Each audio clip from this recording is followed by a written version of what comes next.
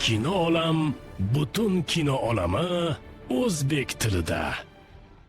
Siz Kino Olam kanalidasiz. Bugun biz siz bilan Yadroviy oqibat tezkor filmini taqdim etamiz. Bu film fantastik va ajoyib g'aroyibliklarga juda boy. Tomosha qilib, hordiq chiqaring. Biz boshladik. Film tamom so'zi bilan boshlanadi. Boshida Amerika Qo'shma Shtatlarining Las Vegas shahrida bayram bo'lib turgan chog'da atom bombasi qulab hamma shaharni vayron qiladi. Lekin shaharchadagi kishilar qochib ulgurishadi. 2019 yili o'tib, yer osti boshpanasida Lucy ismli qiz o'zini nikoh marosimi haqida muhokama qilardi va ular 32-boshpanadan Montini tanlashadi va unga turmushga chiqadi. To'ylari bo'lib o'tadi. Ular kelajaklari haqida maslahatlashadi. Shu paytda uning ukasi Norman hushyorlik qilib, u yerda bo'lib turgan g'alati hodisalarni sodir bo'layotganini ko'radi. Qotilliklarni ko'rib, xabar berish uchun jamoadoshlari oldiga yugurib ketadi. Montidan shubhalangan Lucy uni apparat bilan tekshiradi va u reyderlardan biri qotil va maxluqligini bilib, unga tashlanadi. Natijada Lucy Montini o'ldiradi va tashqariga o'z jamoadoshlarini ogohlantirishga borayotganda uning yaqinlari vafot etganini ko'radi va qattiq jang ustidan chiqib boradi. Bu yerda reyderlar qotillar bilan 30-boshpanadagilar qattiq jang qilishadi. Mag'lub bo'lgan reyderlar uning otasi Henbatni hibsga olishadi va unga jamoadoshlari yoki qizi Lucyni tanlashni taklif qilishadi. U so'zsiz Lucyni tanlaydi. Lekin reyder Malaver uni tashqariga o'zi bilan olib ketadi. Zobit Maksimusni do'stlari sinashadi va o'z saflariga qabul qilishadi. Ular kenglikka chiqqanlarida ro'paralaridan T-60 yangi rusumlik risterlarni ko'rishadi va tomosha qilgani ularning oldiga kelishadi. Do'sti bilan tomosha qilib, u yoshligida u risterlarni ko'rganini, unga yordam berganini eslab xursand bo'ladi. Qo'rdoshining yuqori darajaga ko'tarilganini xabar etgan Maksimus unga yoqtirmasdan g'azabi kelib, o'zini noqulay tutadi. Maksimusni do'stini oyog'iga rezma qo'yganda ayblanib, boshliq uni qo'ydi va unga yana bir bor imkon beradi va marosimda unga T tamg'asi bosiladi va uni biroz lavozimi ko'tarilib, darajasi safarbar qilinadi. Professor Vizikni qidirgan. Lucy bir o'zi tashqariga chiqib otasini topib kelishini aytadi, lekin jamoadoshlari bunga ko'nmaydi. Lucy o'z qarorida mahkam bo'lib, tashqariga chiqishga otlanadi va ukasi Norman bilan xayrlashadi. Va hech kimga bildirmagan holda tashqariga chiqadi. Tashqarida hayot butunlay o'zgargan edi. Reyderlar hamma joyni ostin-ustin qilib yuborgan edi. U yo'lida katta sinovlar turganini sezdi. Qabrda yotgan Cooperni uch kalla kesar qazib olishdi va unga bir professor, ya'ni Vizikni topishni aytishdi. Cooperga bu yoqmadi. U mutatsiyaga uchragan edi atom bombasi ta'sirida. Odam o'ldirishga moyilligi kuchli bo'lgan Cooper ularni darhol otib tashladi. Professor Vizik tadqiqotlarni iti bilan va o'zi bilan ham o'tkazar edi. O'ziga mikroskopni o'rnatdi. Shunda uning hamkasblari bilib qoldi. It tashlanib, hamkasabasini g'ajidi. Vizik esa qochib ketdi. Maksimus o'z ofitser Risterga biroz suymasdan qarardi va unga ochiq vaqt aytardi. Sen loyiq emassan bu libosga derdi. Shunda suhbat ketib turgan jarayonda qorong'ulikdan bir katta ayiq hamla qilib, ofitser Risterni qattiq jarohatladi va Rister qo'lidan hech narsa kelmay, xor bo'lgan holatda yiqildi. Shunda Maksimus ayiqni otib halok qildi va Maksimusga ofitser yolvorib vaksinatsiya berishini so'radi. Lekin Maksimus doimgidek ichi qoraligi uchun ofitserga Risterga dori bermadi. Natijada ofitser vafot etdi va u temir libos kiyib cho'lga chiqib ikkita kishini jarohatladi. Va Lucy bir odamdan o'zining otasi qayerga ketganini va Malaverni ko'rmaganini so'radi. U bilmasligini Fil shahriga bor dedi. Fil shahriga yetib keldi. Fil shahri qoldiqlardan yaratilgan edi. Lucy uzoqdan bir kulbada uning moslamasi turganini ko'rib ichkari kirdi. Xonim bilan so'rashib, undan otasi va Maldever haqida so'radi. Ma'lumotlarni olmoqchi bo'ldi. Lekin Xonim bunkerdagilarni suymasligini aytib, uni sovuq muomala bilan kuzatdi.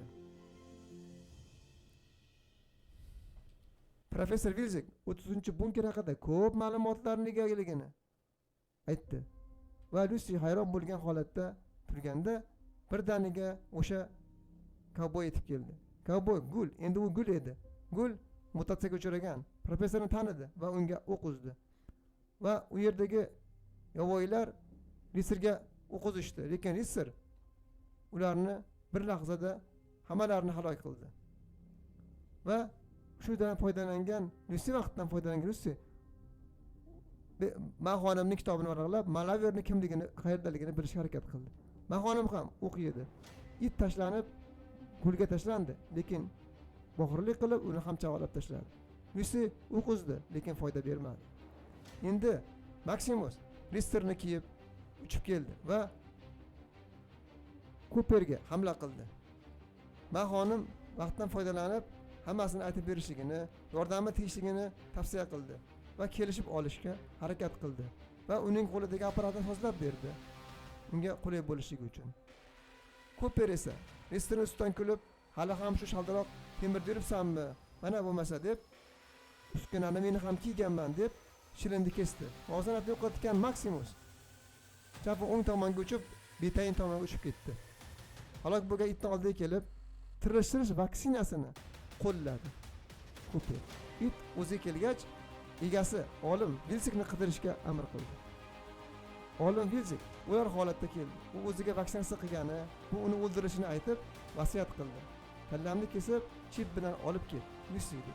Cooper paytdan foydalanib itni o'z egasiga qarshi oyoqlantirdi. Vilsikning kallasini olgan Lucy unga yo'qotib qo'ymaslik uchun mikrochip qo'ydi. Zobit Max temir Risserni ta'mirlab turib, mikrofondan Maximus, ya'ni o'zining o'lganini xabarini yolg'on xabar berdi va mikrofonni parchalab tashladi. Va biroz uzoqqa ta'mirlash uchun uskunaga ketganda uning temir Risserini 3-4 ta bezori o'g'irlamoqchi edi va Maximus tosh otdi. Ular uni ustidan kulib, uni do'pposlashdi. Maximus zarbat ostida hushdan ketdi. Biroz o'zidan ketib, yana o'ziga kelganidan keyin qurollanib, yana o'sha bezorilar oldiga bordi. Ular bilan to'qnash keldi. Ular uni temir Risserga tiqishdi. Shunda u paytdan foydalanib bir bezorini boshini majag'lab tashladi va qolganlari qochib ketdi. U yerga unga yordam uchun zobit Tadeusni yuborishdi. Tadeus kelganda Maximus Risserni kiyib olgan edi.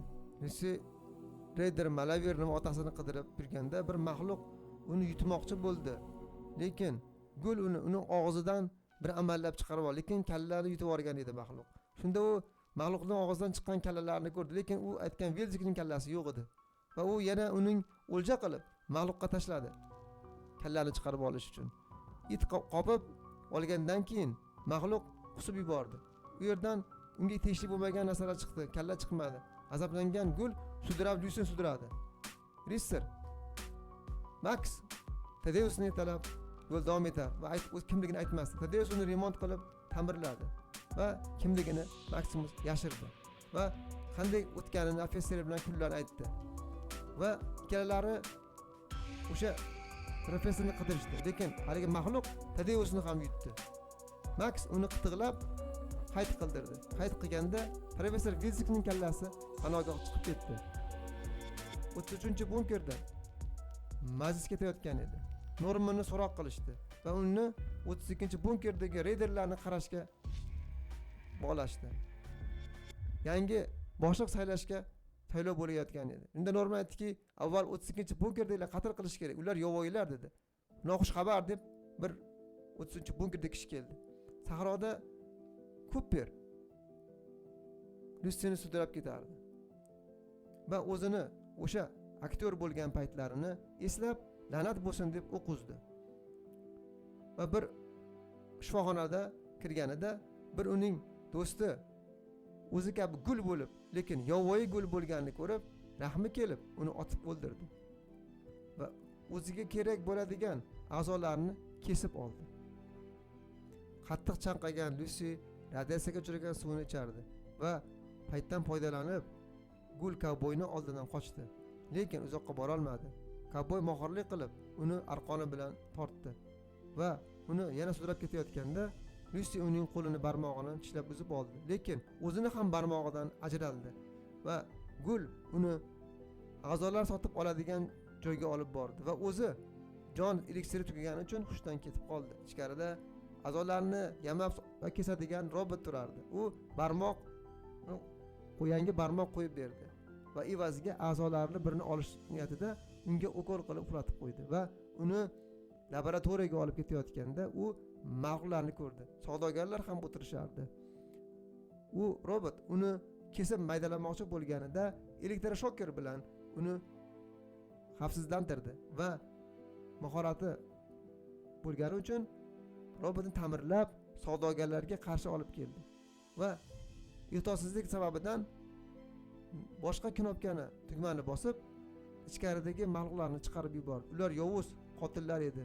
Ular tashlanib darhol ikki savdogarni joyida g'ajib tashlashdi. Lucy ham ikkilanmasdan bir qariya Gulni halok qildi va chiqib Cooperga yordam bermoqchi bo'ldi. Unga vaksinatsiya qildi. Cooper o'ziga kelib, o'sha Gul eliksiridan tatidi, o'ziga keldi.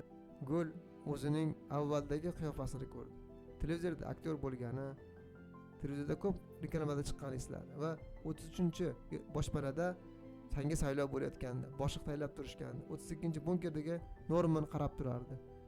Lekin rahbarni 31-bunkerdan tanlashdi va ular 32-bunkerda tekshiruv olib borish uchun bir 33-boshpanadan sherik olib 32-boshpanaga qarab bordi va u yerda hayot allaqachon to'xtaganligi, tashqaridan qotillar, kalla kasallar kirib 32-bunkerni vayron qilganini ko'rdi va qotilliklar alomatini ham topdi va u yerda tekshiruv olib bordi va rahbar saylash uchun 31-bunkerdagi xonimni tanlashlarini aytib tekshiruvga yo'l oldi.